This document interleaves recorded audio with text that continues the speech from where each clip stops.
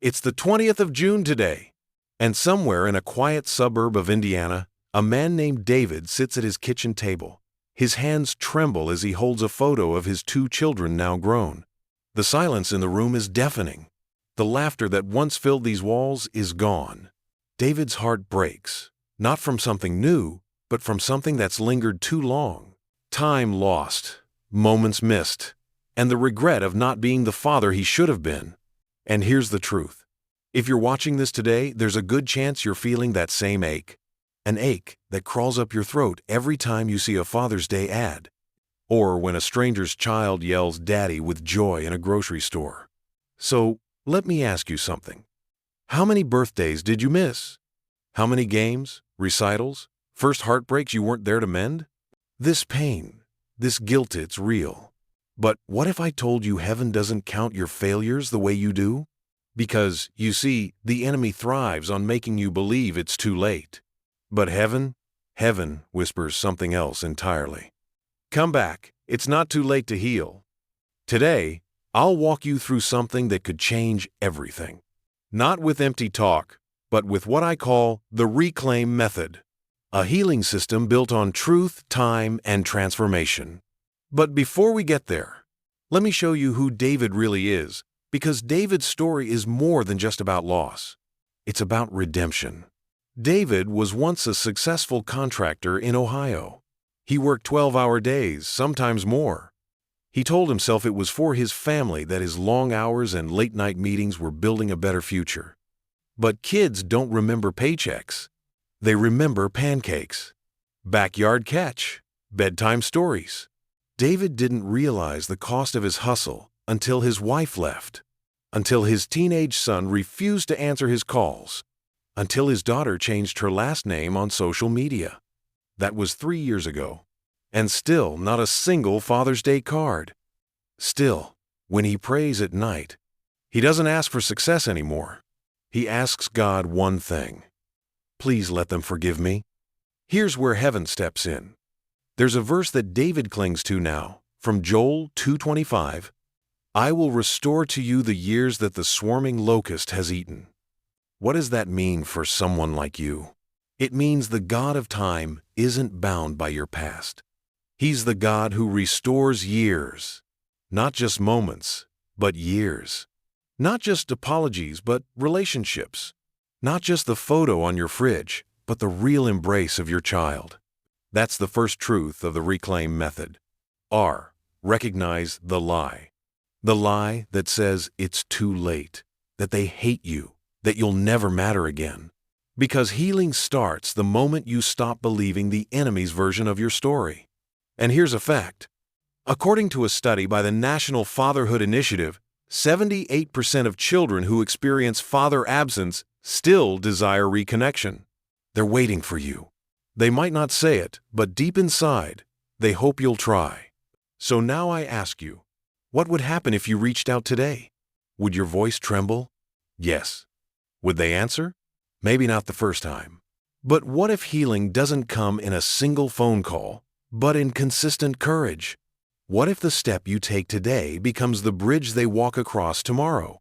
You cry today, not because you're broken, but because your heart is waking up, and heaven is saying, welcome home. The 21st of June, the morning after the weeping. David hasn't slept. He tried. He curled into the couch wrapped in the same quilt his daughter used to drag around the living room. But no matter how he shifted or blinked away the guilt, peace wouldn't come.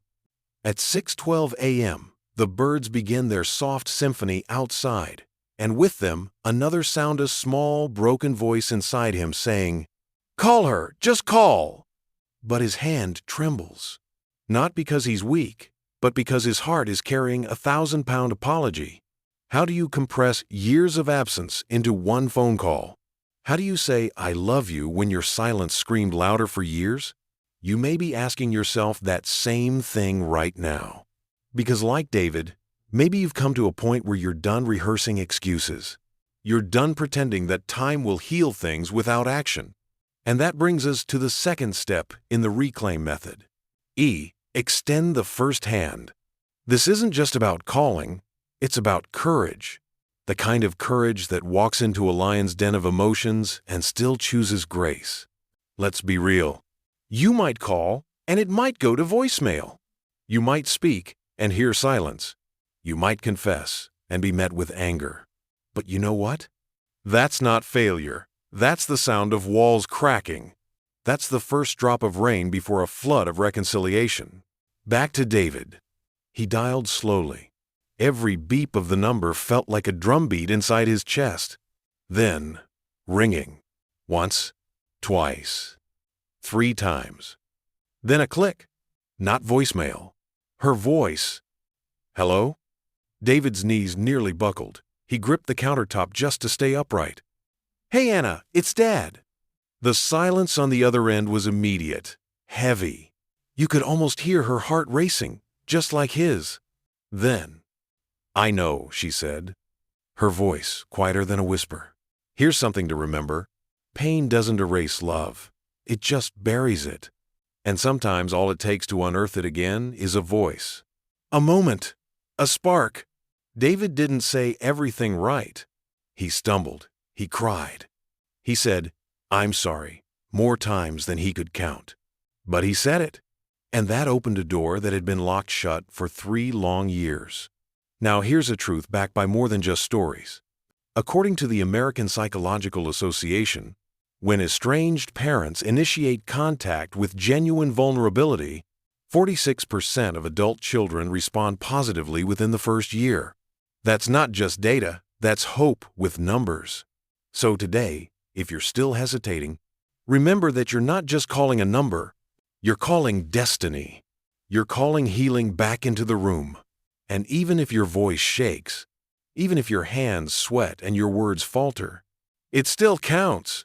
Because heaven isn't grading your performance. Heaven is celebrating your obedience. Let's take this further. When David hung up the phone that day, he didn't know what would come next. He didn't know if she would ever call back. But what he did know, he was no longer just a man of regret. He was a man in motion. And motion is the medicine for stagnation. That's when the next part of the reclaim method kicks in. C. Create consistent space. Because one call is good, but consistency, that's what builds trust. A scar doesn't vanish with one ointment. It needs regular care. David started sending a message every week. Not long ones, just thinking of you. Hope you're well. And sometimes a simple, I love you, no matter what. Sometimes no reply came. Other times, a thanks. And once, a please stop.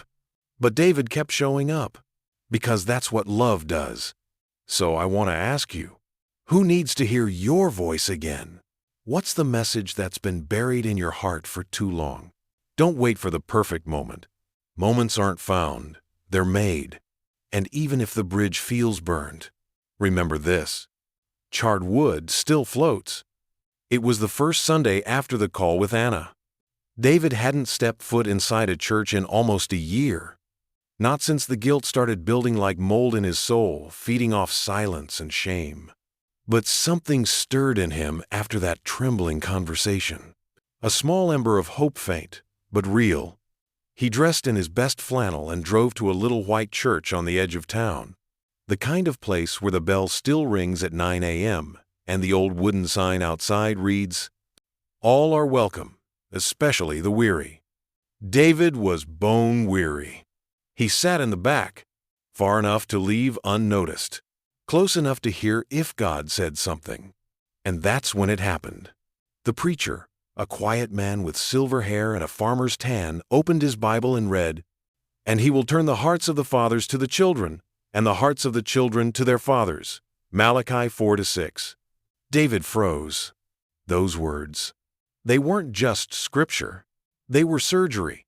Tears slipped down his face before he could stop them. And in that exact moment, he wasn't just a father anymore. He was a son in need of grace. That brings us to the next pillar in the reclaim method. L. Let God in. You see, up until that point, David had tried to fix things in his own strength. Apologies, phone calls, messages, all noble, all necessary. But healing without heaven is like building a house without a foundation. You can have the walls, but one storm will level it. Here's what David realized in that pew. Forgiveness from his kids mattered. But forgiveness from God, that's what would give him the strength to keep going if they didn't respond. Here's a bit of truth for you now, too. According to Barna Group, 67% of Christians who reconcile with estranged family members cite faith as the turning point, not strategy, not therapy, not timing. Faith. That's not theory. That's generations of brokenness interrupted by grace. You don't need to carry this alone anymore. God isn't asking for your perfection. He's asking for your surrender. And surrender doesn't look like weakness. It looks like showing up at an altar, whether it's in a church or your kitchen table, and saying, "I can't do this without you." That afternoon, David went home with more than a sermon. He carried a new kind of strength. Not the strength to be flawless, but the strength to face the harder call, his son. If the call to Anna was a whisper, the thought of reaching out to Tyler was a full-blown storm. Tyler had been the closest to him growing up. They'd thrown the football every evening until high school. Then came the arguments. Then came the silence. When the divorce happened, Tyler took his mother's side and took her pain with him. David hadn't heard from him in over a year. But Sunday changed something. So he wrote a letter. A real one. Pen and paper. He figured texts were too easy to ignore. He needed this to feel real. Here's what he wrote. Tyler, I don't deserve a second chance. I've failed more than I've fathered. But if there's even a flicker of forgiveness left in your heart, I want you to know I'm not the man I was. I'm learning, I'm praying, and I'm hoping. Hoping that someday, somehow, I can look you in the eyes and say, I'm sorry, and I love you, Dad. He mailed it that same evening. Then he waited. No tracking number. No timeline. Just trust. This brings us to the next step. A anchor in patience. Healing takes time. Rebuilding trust is more like farming than fixing. You plant. You water. You wait. And sometimes you wait longer than you want to. But God sees the unseen growth. He honors every tear, every attempt, every prayer whispered behind a closed door. So let me ask you now. Have you been trying to fix your past without letting God hold your future? Have you been praying for your children but not surrendering them? Have you mailed the letter but never invited the Lord to walk to the mailbox with you? Today can be your altar. Today can be your Malachi 4-6 moment. The Father is still turning hearts. And you're not alone. 6 days had passed. David checked the mailbox every morning like a child waiting for Christmas. Nothing. Every time he lifted the metal lid, his heart hoped. And every time it slammed shut with emptiness, he whispered, "Okay, Lord, I trust you." But on the 7th day, as the sun dipped low and shadows stretched across the porch, something changed. There it was, an envelope. No stamp. Just his name. Dad. David froze. He turned the envelope over in his hands as if holding sacred scripture. He didn't even open it right away. He sat down on the porch steps, the cicadas buzzing in the background, and held it to his heart. This wasn't just paper. It was possibility. The letter was short. I read your words. I'm still angry. But I miss you too. Let's meet. Tyler. No fanfare. No full forgiveness. Just an open door. And that, my friend, is often how healing begins. Not with fireworks, but with flickers. This leads us to the next step in the reclaim method. I initiate new rhythms. Because healing isn't just a moment. It's a movement. One that needs new habits, new conversations, new patterns of presence. When David met Tyler that weekend at a quiet diner outside town, he didn't bring answers. He brought honesty. No defenses. No, but I was busy working. No, you don't understand how hard it was. Just, I'm here, and I want to know you again. They sat for 2 hours, shared coffee and cautious stories.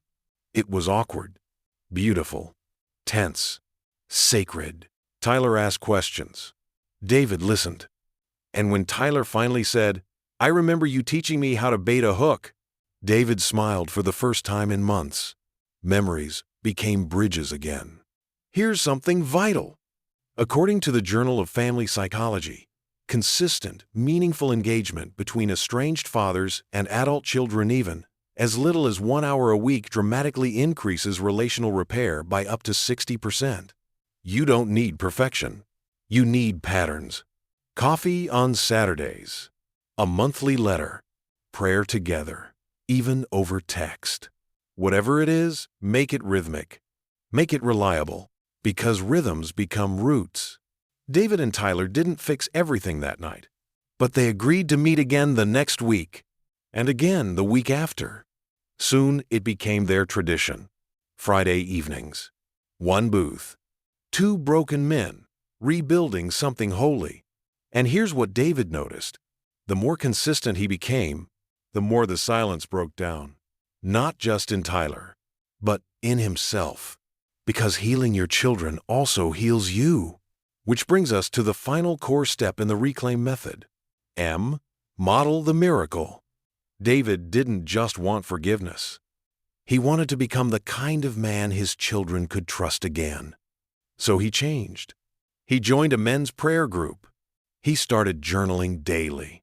He volunteered at the youth ministry, teaching fatherless boys how to fix things not just with tools, but with truth.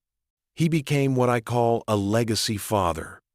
Not a perfect one, but one who leaves footprints worth following.